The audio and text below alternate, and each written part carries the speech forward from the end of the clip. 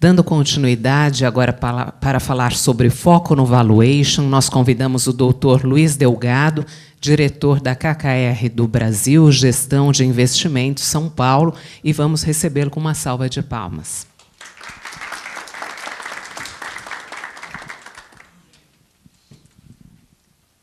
Obrigado.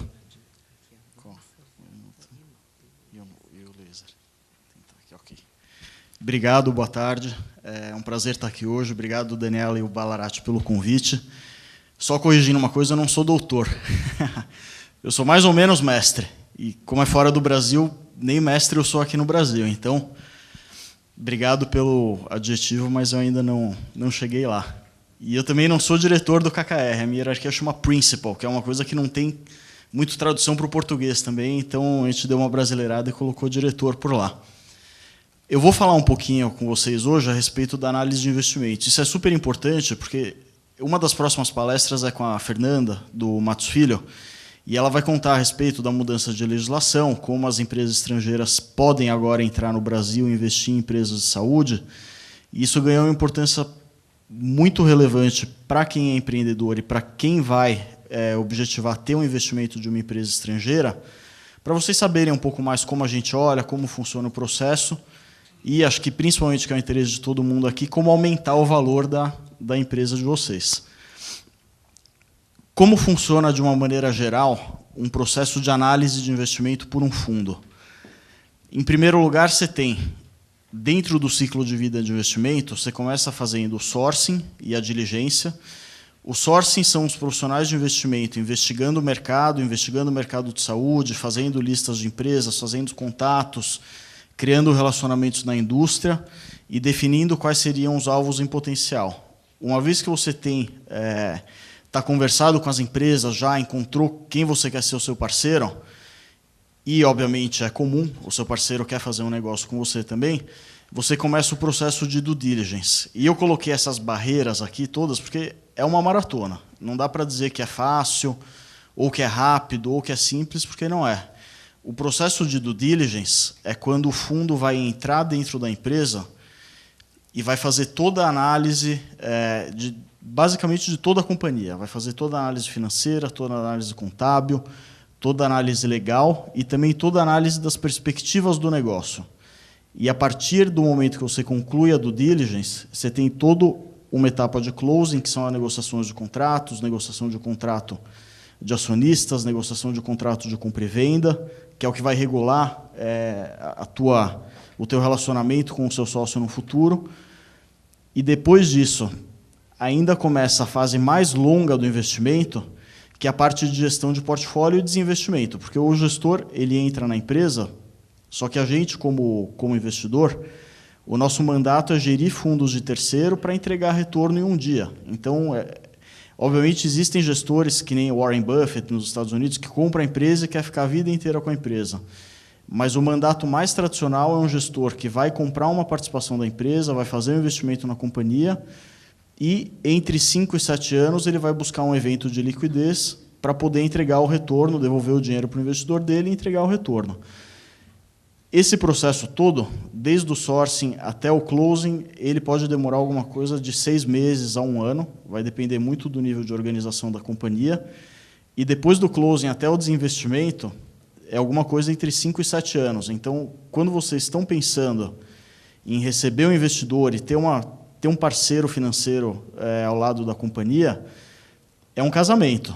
É muito importante se conhecer bem, entender o que a pessoa espera daquela parceria, o que você espera daquela pessoa, porque você vai ter que, literalmente, ter ela do seu lado dando opinião, querendo te ajudar a gerir o negócio e querendo te ajudar a dar o direcionamento estratégico pelos próximos 5 a 7 anos. Então, é muito importante que esteja tudo muito bem alinhado.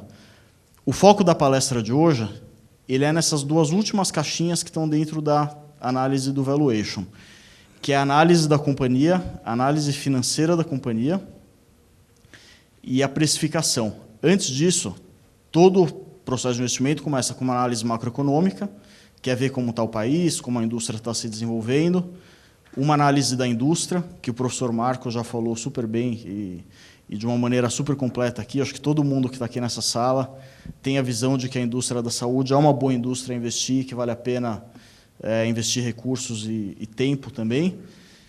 E depois começa a parte do valuation. E o valuation ele é composto basicamente por dois aspectos. O primeiro aspecto é a análise financeira da companhia, e isso é o passado. É o que a companhia conseguiu entregar até hoje do ponto de vista de financeiro. Então, esse aspecto aqui é muito interessante, até porque o Pedro estava falando antes da parte de intangíveis. A análise financeira histórica é basicamente o que compôs o patrimônio líquido da companhia até aquele momento. E a precificação, ela é, de alguma maneira, você olhar o futuro da companhia, porque o histórico, obviamente, ele é super interessante para você validar o passado e ter uma referência, mas o que interessa para o investidor que está entrando na companhia é o futuro da empresa. Então, a precificação ela reflete a expectativa do investidor a respeito da rentabilidade e da performance futura da companhia. E a diferença entre os dois é justamente o que o Pedro estava falando, que é o ativo intangível, que, de alguma maneira, é um dos elementos que vai determinar o valor da empresa, e em muito ele reflete as perspectivas futuras da empresa, porque você está falando de coisas como marca, qualidade, relacionamento com os clientes, qualidade do produto. Agora, sendo um pouquinho mais detalhado em cada um desses pontos, o que o investidor olha nesse primeiro aspecto de análise financeira? Basicamente, é uma análise dos demonstrativos financeiros da companhia. Então, ele vai entrar na sua companhia, ele vai pegar todos os demonstrativos financeiros, que é o DRE, que é o demonstrativo de resultados, tem o fluxo de caixa. Na indústria, a gente costuma falar que cash is king, porque não tem... todo mundo que já está há algum tempo nessa indústria já viu todos os tipos possíveis e imagináveis de contabilidade criativa. E fluxo de caixa não tem como ter contabilidade criativa, porque fluxo caixa é o que está na conta bancária da empresa, e como o fluxo de caixa evolui, não tem como ter qualquer coisa esquisita com relação a isso. E o terceiro aspecto é o balanço patrimonial, que isso está muito relacionado com o que o Pedro falou já também. Você tem a conta do patrimônio líquido da empresa, mas você tem uma série de outras contas também, a conta de estoque, a conta de recebíveis.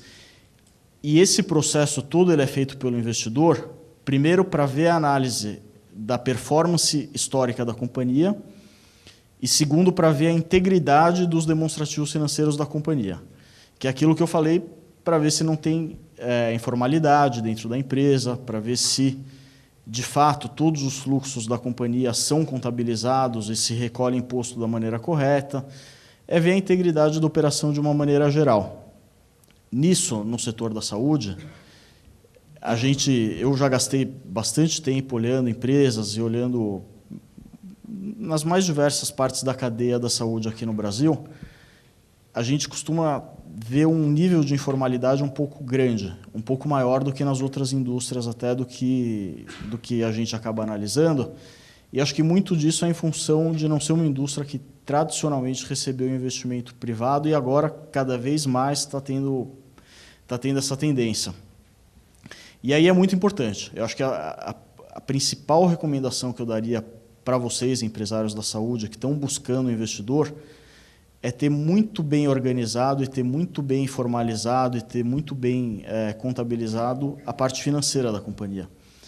Na medida do possível, ter alguma espécie de auditoria externa sobre as contas, porque quando eu falei da verificação da integridade dos demonstrativos financeiros, você ter uma auditoria externa, um selo externo de alguém dizendo, olha, eu fui lá, eu verifiquei as contas, eu verifiquei os processos financeiros, eu verifiquei os processos de alocação de despesas e custos dessa empresa e está tudo ok. Obviamente, a diligência vai pegar essa auditoria financeira e vai esmiuçar no último nível de detalhe. Mas você ter já um selo externo te dando essa validação é uma coisa que tem muito valor. Porque, no final, o investidor, pensando com a cabeça de investidor, quanto mais insegurança ele tiver com relação à integridade do teu demonstrativo financeiro, menos vai valer a empresa. Pode ser a mesma empresa, com a mesma operação e até, eventualmente, com o mesmo nível de controle, o mesmo nível de informalidade e o mesmo nível de práticas. Mas se uma das empresas transmitir e, de fato, tiver um nível maior de segurança com relação à integridade desses pontos que eu estou falando aqui, a análise do investidor vai ter um vai ter um desconto de risco muito menor e a tua empresa vai acabar valendo mais.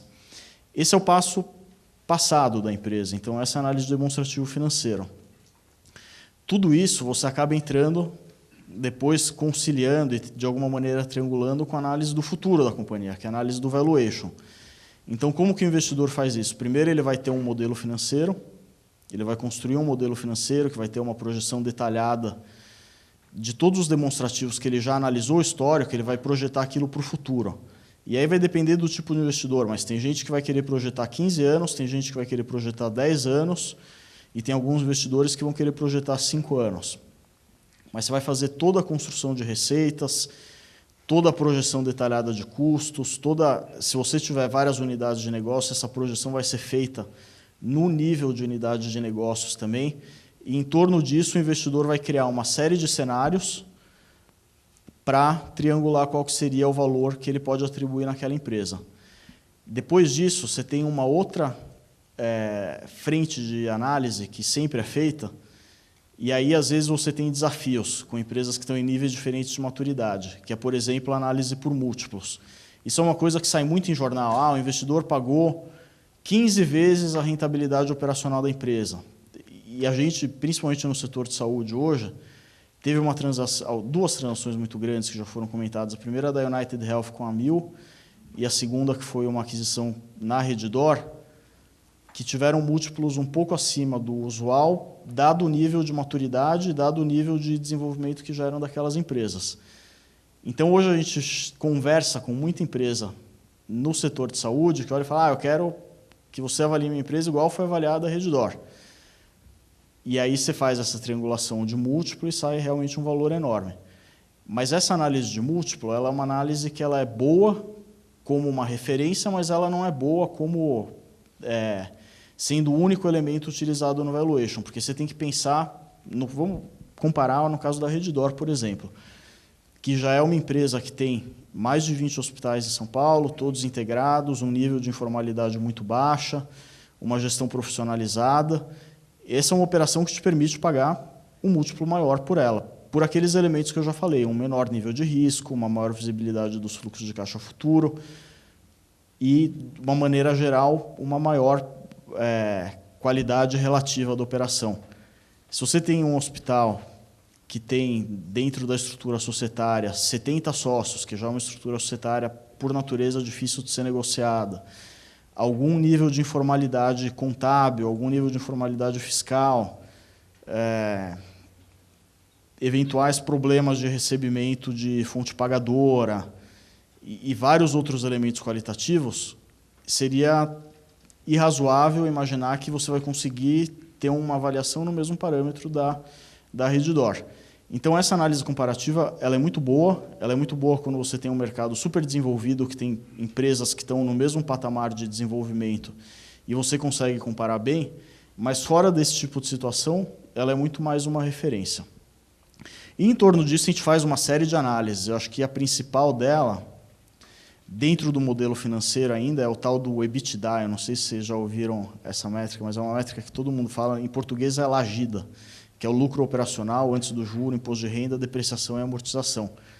Ela é nada mais do que uma medida contábil para indicar qual que é o fluxo de caixa que a tua empresa gera. E aí é onde costumam sair as grandes brigas de diligência, porque você acaba olhando uma empresa que fala, o meu EBITDA é 100, aí o investidor olha e fala, na verdade o seu EBITDA é 50. E aí sai... você acaba criando uma simetria de visão com relação à companhia que é muito grande. E nisso entra uma outra consideração, que é bom se ter quando está pensando em trazer um investidor externo, principalmente um investidor internacional, que é o investidor provavelmente vai gerir a empresa de uma maneira diferente do que empreendedores poderiam gerir uma companhia. Porque o empreendedor, ele olha, se tem alguma coisa que dá para fazer um pouco diferente. Às vezes, a gente costuma ver muito funcionário PJ dentro da companhia, não médicos, porque médico é um caso à parte, mas funcionários executivos PJ, às vezes algum nível de estruturação de holdings societárias para ter um nível de imposto menor. Não estou falando nada ilegal, às vezes são só coisas que são um pouco mais agressivas e práticas um pouco menos óbvias. Retirada de sócio como dividendo e menos retirada de sócio como prolabore ou como salário. Todas essas coisas, o investidor ele vai olhar, é o tipo de coisa que funciona para a companhia se você é o dono da empresa, funciona menos se você tem um sócio que é investidor e que precisa responder para os donos do dinheiro, para os investidores dele. Então, o investidor vai olhar e vai falar, putz, tem 10 PJs, 10 executivos PJs aqui, no dia seguinte que eu investir vai virar todo mundo CLT. E vai ter que ter uma constituição de provisão de risco aqui para se alguém entrar com um processo trabalhista. Estrutura fiscal mais agressiva? Não, tem que reorganizar societariamente a empresa para estar todas as holdings direitinho e pagar efetivamente os impostos quase que da maneira mais conservadora possível, porque o investidor ele olha não só a oportunidade, mas ele olha o controle de risco também em torno do investimento dele. Agora, dito isso, para dizer que não foi só coisas ruins em torno de investidores, o investidor ele também traz uma série de benefícios quando você investe na companhia. Acho que principalmente uma criação de uma rede global de contatos. Eu estava com tanta vontade de fazer a apresentação que eu acabei nem me apresentando aqui. Eu trabalho em uma empresa que chama KKR. E o nosso fundo, hoje, a gente é um dos maiores fundos de investimento do mundo. A gente gere 100 bilhões de investimentos pelo mundo em private equity. Eu sou um dos responsáveis pelo escritório da América Latina, do KKR. Nós estamos em 4 pessoas aqui e a gente olha muito ativamente o setor de saúde. Então, no caso da minha empresa, por exemplo, nos Estados Unidos, nós somos o principal investidor da HCA, que é o Hospitals Corporation of America, que é hoje a maior rede, uma das maiores redes hospitalares do mundo. Na Austrália, nós somos investidores da maior rede de clínicas de terapia oncológica do mundo. No Japão, nós somos investidores da Panasonic Health, que é toda a parte de ressonância, tomografia e equipamentos de grande porte em saúde também, nós somos investidores lá.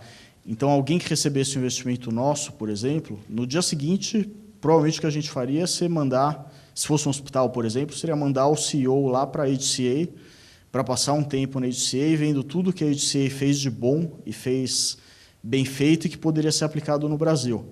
E a gente tem práticas institucionais para fazer isso também. Então, o investidor ele traz a parte que você vai ter mais governança, que você vai ter um nível de controle maior sobre a companhia, que algumas práticas que eram feitas do ponto de vista de contabilidade e legislação potencialmente eram feitas antes, sem ter grandes problemas, mas a partir do momento que o investidor entra, isso já não funciona mais, mas ele traz muito benefício também. E, pessoalmente, eu acredito que no lucro líquido aqui, o investidor ele realmente consegue agregar valor à operação de vocês.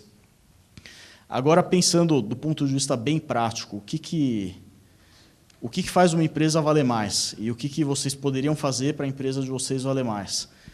Eu acho que esse slide aqui ele é bem bom, porque assim, a empresa dos sonhos não existe, mas se ela existisse, ela seria mais ou menos dessa maneira.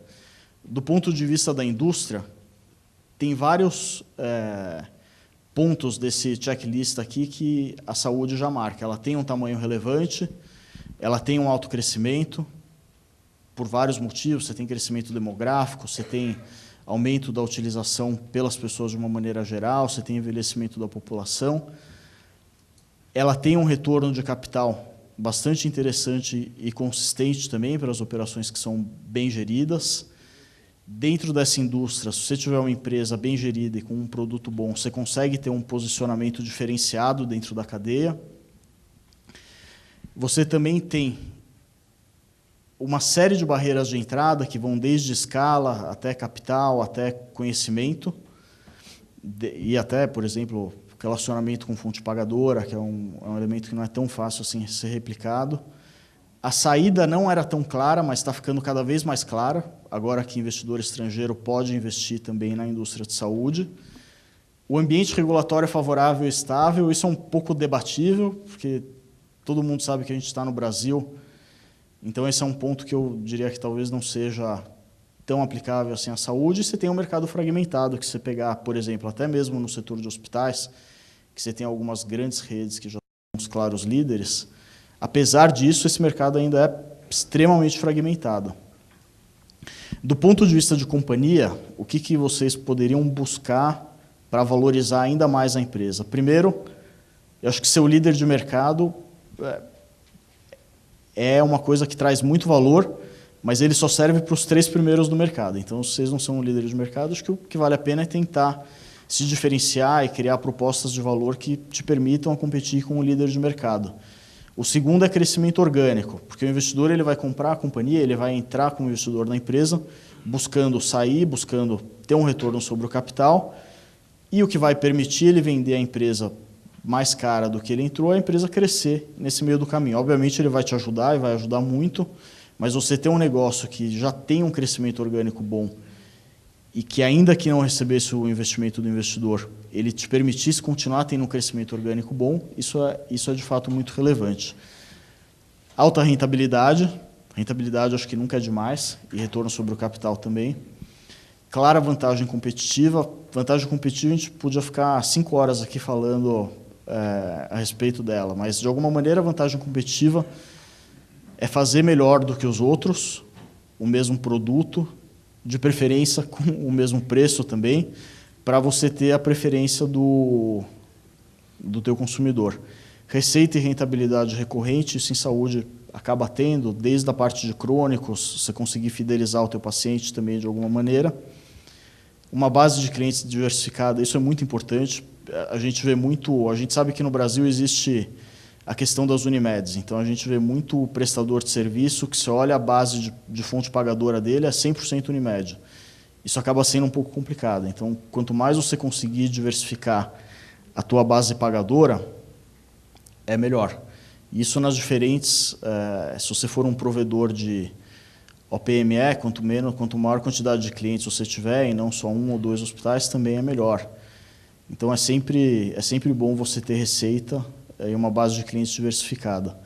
Potencial de ganho de escala e expansão geográfica também é fundamental, porque o investidor vai querer expandir o teu negócio, então receber o investidor não é simples, porque ele vai querer que o teu negócio multiplique por 5 em 5 anos, provavelmente. Isso necessariamente passa por ter ganho de escala, porque se você não tiver ganho de escala, não vale tanto a pena assim expandir, que não vai fazer diferença, e também expansão geográfica precisa ser uma tese viável.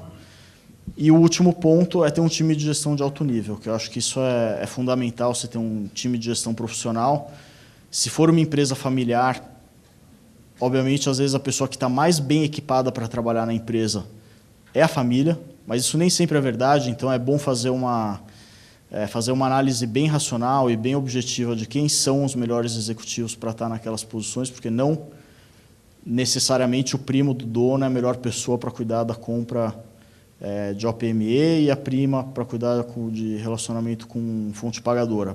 Às vezes pode ser, mas nem sempre é.